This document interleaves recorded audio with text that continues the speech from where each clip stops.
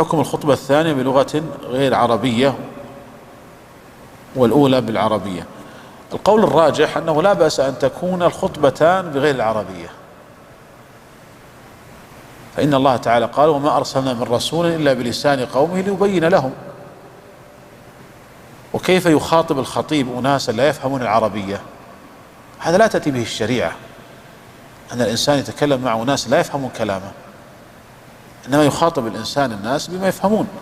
فإذا كان جميع من في المسجد لا يفهمون العربية فيخطب بهم بلغتهم. وما أرسلنا من رسول إلا بلسان قومه ليبين لهم.